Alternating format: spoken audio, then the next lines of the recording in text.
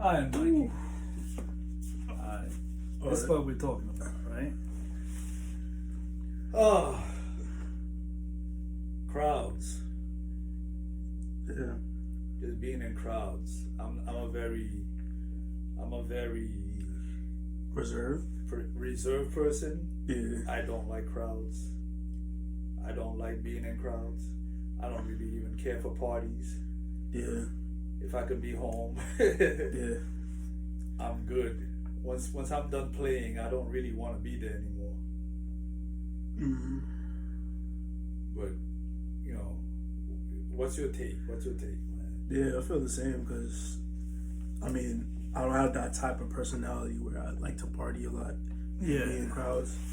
So it gets uncomfortable when I'm in that situation sometimes. Not all the time, but like sometimes. But sometimes I gotta just be out, take myself out of that situation. Yeah. Like if I'm at a party or something, I'll probably go to the car, go to the bathroom, and just chill out for a second. Yeah. Do something else, think about something else. Yeah. Even jam sessions, like if I'm not playing in the jam session and I'm just in the crowd, it gets weird. So there's certain situations, like even last year I had a situation where I was at a jam session. I went there to go play at first, but there was already people playing, so I was just waiting my turn in the crowd. And then the vibes got crazy, and then this white lady, she just all up on me twerking. I'm like, yo, white lady twerking on you, bro? I assume she was drunk. She was probably drunk or something, but it got weird. It was awkward for me because I was like, yo, what? She just came up to me, started doing. You don't even know her. I don't know her. All up on you. She was just vibing. I was like, that's not your kind of vibe. Not my thing. Then I just, tapped the bass player. I was like, yo, let me hop on real quick. So I was like, yo, I gotta play right now or I'm gonna leave. Wow. Yo, it was crazy. Nah, that's crazy. I feel you, man. Like, crowds drain me. Yeah. Personally, I don't like crowds. Yeah. Like, when I'm at church, I just focus on the music. Yeah. And when it's over, I'm nice to everybody. Yeah. I don't want to be in a crowd. I don't.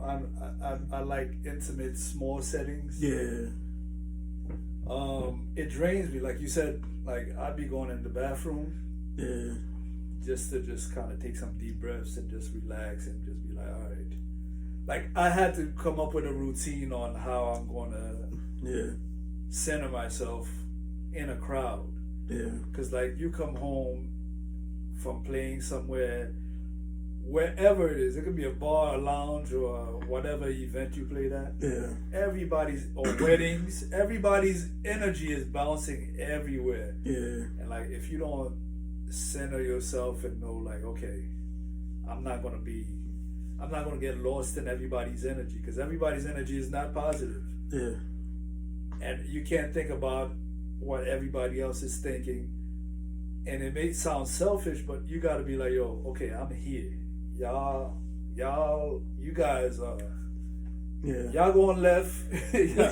Y'all can stay left. Yeah. Y'all going right. Y'all can stay right. I'm right here. And if you're not with me, you're not with me.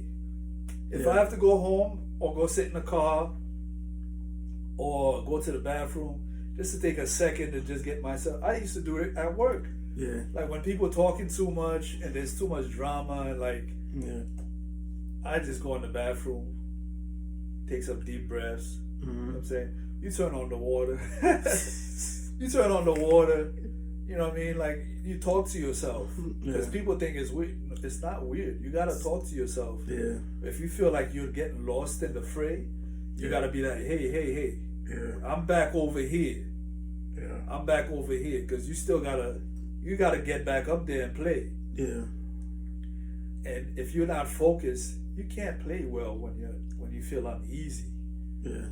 You know what I mean? And that's one of the things that people don't really talk about. Like people think musicians just go up there like, like there's no anxiety or stress or whatever because you're so. Some guys act like they're so skilled they never get. Yeah, nah. Nah, man. Everybody feels it. Everybody feels like and I've heard people say if you don't feel nervous, something's wrong. Something's wrong if you don't feel nervous. Yeah. But you got to know how to deal with your nervousness. Yeah. And one thing for me is on top of the being nervous sometimes, even when you know the material, is not liking crowds. Yeah. And I know there's people out there that can relate to it. Mm-hmm. I don't like crowds. Not for anything. If the crowd is not like, I'll be honest, I enjoy a crowd when it's close friends and family. Yeah. But any other crowd, I don't care if it's church. Even if it's church, I'm just like, let's get this over with. Yeah. I don't want to. I'm gonna praise. I'm gonna worship. I'm gonna do everything. But like, when it's over, I'm not trying to hang out. Sure. And I know black people like to hang out. They probably stay after church longer than they would stay for service. But like me, I want to go. Yeah. I want to go and detox. Like, yeah. It throws me off. Crowds throw me off. And there was a time I didn't know how to deal with it at all. Yeah. I'm better at it now, but I still feel it. Like, I gotta go after I leave here. I gotta go and. Yeah. And that's a subject I don't hear much. I don't hear musicians talk about. Yeah. A lot, you know, because when you're a musician, you're supposed to be the man, right? You're supposed to be the man. Kind of gotta fake it. You gotta fake it and all that. Especially if you're a singer. Oh man. All the girls looking at you or whatever like that. And you're supposed to be this sex symbol, whatever the hell a sex symbol is. Yeah. You know, all kinds of stuff people make up to sexualize everything, to make everything about sex. But like, you have to have a way of centering yourself. Some people talk to themselves in front of the mirror. Some people play music. Some people just do breathing exercises. Yeah. You know, me, I just like to watch Passport Bro videos. I'm playing. I like Passport Bro videos. Yeah. Passport Bros, do your thing. But you know, I do different things. It depends on the day or the crowd. Yeah, it depends on the You know what I'm saying? Just like you have to have some kind of reassuring, grounding thing. Put your foot on the earth itself, so you can. Yeah. Because you get lost in that ocean of people's energy. And you start overthinking about what people were thinking about your playing, or how you look, or what you said. Did you sound stupid? Did you sing on key? Did you play the lick wrong? Did you know what I'm saying? Is there somebody in the crowd who plays better than you who's thinking like, yo, what the heck is he doing? Like all of that. And not to mention female attention. Yeah. That's another factor that you got to manage a lot. You got to manage a lot. And it's not nothing to complain about. It's just you got to know how to manage yourself so that those things don't drag you away. You know I think for me that happened mostly in like CCM situations, because that's a completely different environment than like CCM regular churches. Situation? Huh? Okay, CCM situation. Because it's a bigger stage than like you playing in like a regular band, black church setting. Okay, yeah. So the setting is like way larger. You're playing in front of a crowd, like that's completely different. Yeah. And everything matters in the CCM situation. Like every, musical thing matters. So I avoided that for like a lot of my playing years, but like recently, like when I started playing CCM, I'm like, this crowd is kind of, it got to me a little bit, where I would like start getting nervous, and it would throw me off while I'm playing, and I would just mess up like crazy. So it kind of threw me off a little bit for like a while, but I kind of had to build a routine, whether that be like praying before I get up on stage, or like go over songs before service starts. It's like little things like that. But CCM, like, it scared me for like so long. What, it scared you because of how? Because I grew up in like regular black churches, And that's black churches. You could just whatever. Oh, it's more free form. Yeah, CCM when I started doing that, like everything mattered, like transitions, even down to the lighting. They have light teams, AV teams. Everything mattered. Like everything's about the atmosphere. Which is good though. It's order. That's good, but I wasn't used to that.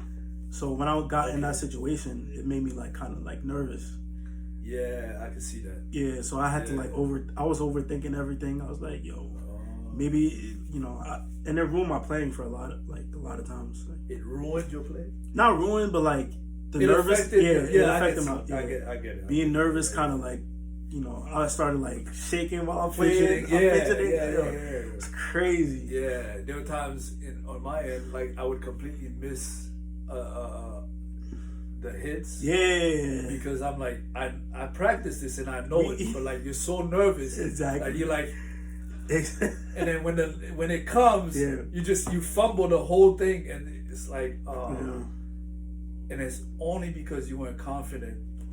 It's not because you didn't know how to play it. It's just that you're nervous. Exactly. And it's just people don't know that, but for you, it's just oh man. I just messed this up. Yeah. And I found that I play things a lot better when I'm at home practicing than when I'm on stage. Because when you're on stage, there's so many factors going on. Yeah. And other musicians' input into the music. Yeah. You can't be so the freest form of playing music is solo. Yeah. When you're playing solo by yourself, solo piano or bass or whatever, you're free. Yeah. But as soon as somebody else comes in, it becomes a conversation. Now you're not talking to yourself. You gotta give and take, which is good for what it is, but it puts you in a different mind frame. Yeah. Because now you have to structure yourself more because of this other musician or other people that are in the room. Yeah. And so the nervousness comes because even when you're playing solo, you have nervousness. Yeah. But because you don't have somebody else that's kind of depending on you in the back of, you feel less nervous because it's okay, if I fumble here, I could just I could do a turnaround here and do a 3-6 2-5-1 or 2-5-1. I could clean this up. I could do a chromatic. I could clean this up. But if somebody else depending on me doing these chord changes, or there's bass line, I gotta do it. There's no ifs and buts about it. There's still ways to clean it up, but the minute you mess up, that person's liable to go left as well. You know what I mean? But honestly, this crowds, I love to see a crowd. It's funny. I love to see a crowd. But I hate being part of the crowd. I can't. That's why that's probably why I enjoy being on stage as a musician. Because I don't have to be in the midst of all that energy down there. That's I played at in the village at is it Red Rooster or Red something? I forgot what it is. It's near the Blue Note.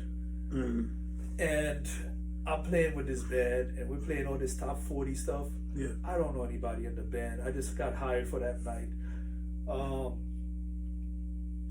Somebody recommended me, and they gave me a call. I showed up. They gave me a list, and then so I barely got to go over the list, but everything went fine. But the crowd was a bunch of drunk college kids, and while I'm playing, my keyboard is right here, and this drunk girl decides she's gonna play my left side. She's like, I took classical, so I know, I can play with you.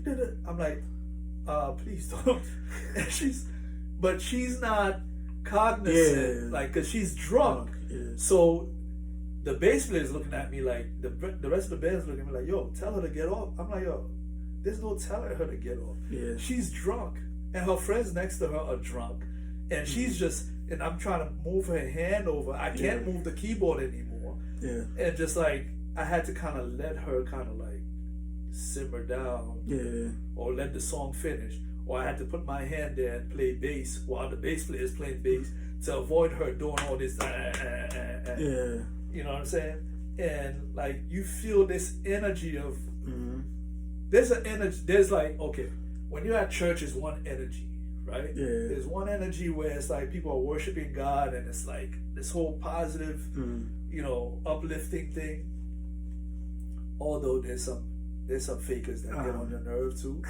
You know, I like to call it operating under the annoying. You know, there's some people operating under the annoying that be dancing and doing all kinds of stuff just to be seen. There's that too. Yeah. But like, for the most part, it's less this positive, uplifting spiritual experience, which I love. I'm not giving up church for nobody. Yeah. That's my favorite place to play, bar none. Yeah.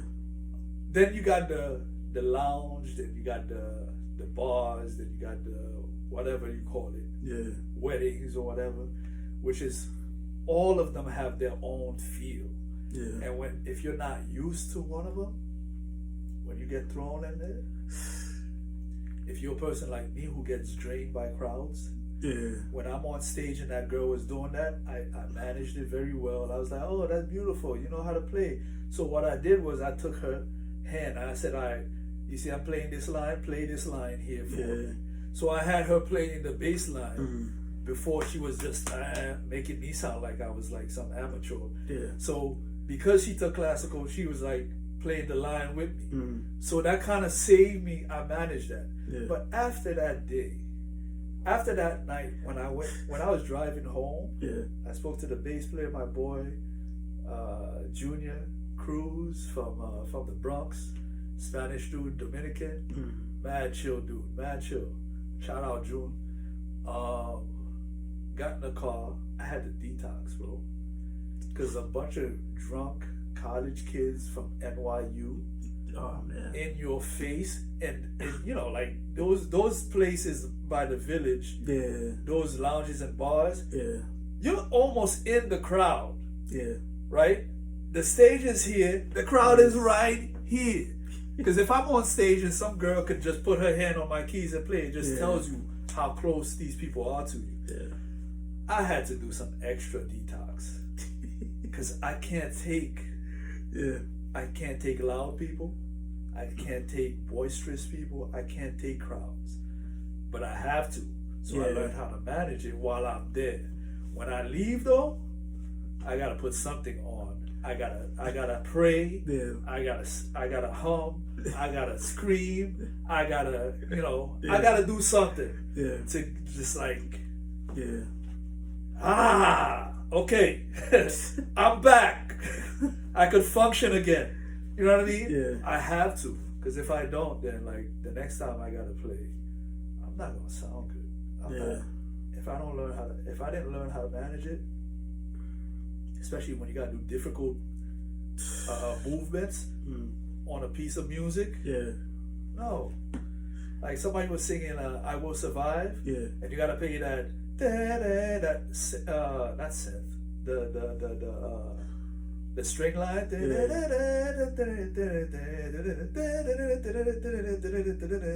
It's very intricate.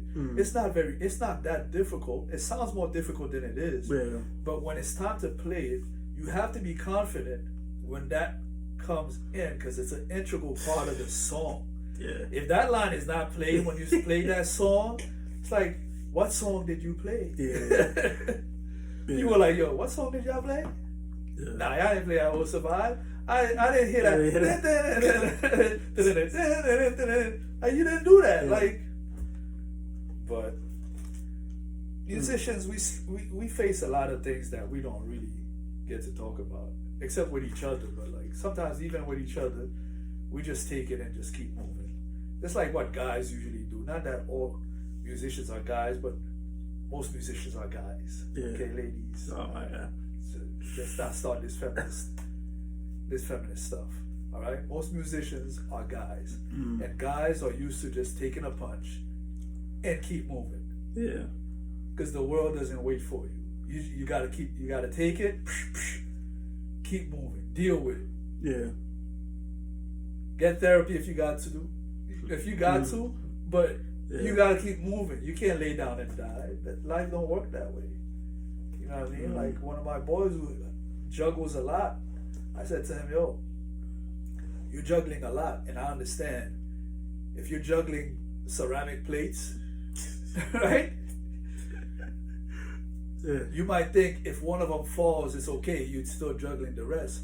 But when a plate falls, because all the plates you're juggling are important. If a plate falls and hit the concrete ground or a hard surface, the plate won't say to itself, oh, let me be extra strong because he's having a hard time with all of us. Let me give him a break. Let me not break. Yeah. The plate is going to fall and break because that's the effect of what happens when a ceramic plate hits a hard surface at a certain velocity. Yeah. So you can't afford for your plates to fall, because if all the plates you're juggling are important and one of them fall, you have some real serious damage control to do. Then your foot got to come into the action because the rest of the plates are not going to forgive you and say, hey, let's take a break. He's got to go take care of that. No, life. You got to do it. You got to deal with the stress. You got to deal with the everything. We got to deal with the drain that happens when we're in crowds. That's what comes with being a musician. It comes with the territory. It's an occupational hazard. Yeah. You got to know that coming in. Yeah. You know, I've realized most musicians are not extroverts. At least the ones I've met, most of them are like, yo. Like I know a friend who's like, when he's on stage, bro, you can't tell he's an introvert. Yeah. When he gets off stage and he's talking to people in the crowd, you can't tell he's an introvert. But if you ask him, he's like, yo, man, I'd rather be by myself. If I could live and not have to be in a crowd, it would be the best thing in the world. Yeah. But I'm a musician, I have to. So I had to learn how to deal with being in the crowd. And then cope before, center myself before and center myself afterwards, so that I can come back and do it when necessary. Because if I don't do that, I'm gone. That's why a lot of guys end up doing drugs or drinking a lot of alcohol. Like when you see guys do a lot of bar gigs, they drink a lot, not because they like drinking. It's just, it eases me up so I don't have to think about all the stuff that goes through my mind and this drainage that's happening. So I drink, so I'm like, okay, I'm loose. I'm free. Now I don't care. My mind is free. But if I don't drink, my mind stays tangled up. A guy like that needs to develop a routine before and after, as opposed to destroying yourself by drinking. You know, but this is another thing. We don't talk. We do like what guys do. We just boom, wow, take the hit. I'm strong. I'm gonna keep going. But tell us what you think. This is an episode of Ask Mikey. Right? Is that what we call it? Yeah.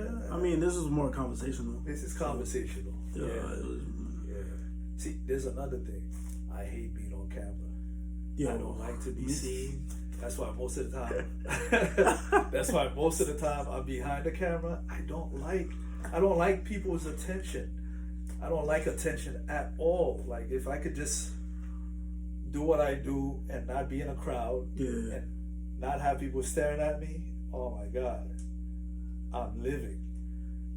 You know, but we're doing a podcast. Anything, you know, content creation is like the new wave now. So it pays. So sometimes you got to get over that fear and just, But we want you guys to get in the comments and let us know what your experience is with crowds, because I know for a fact that it's not easy being on stage.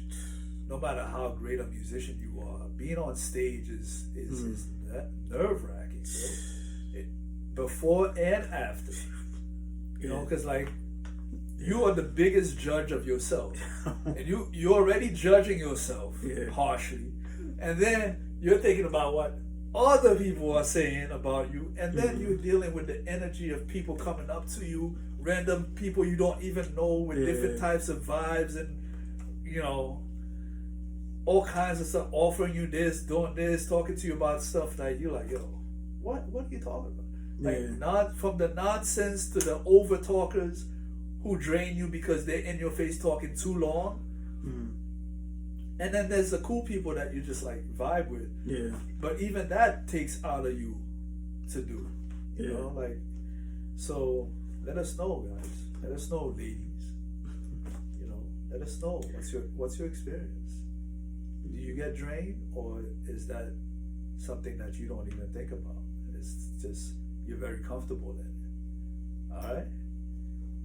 All right. Like and subscribe. Talk to y'all next time.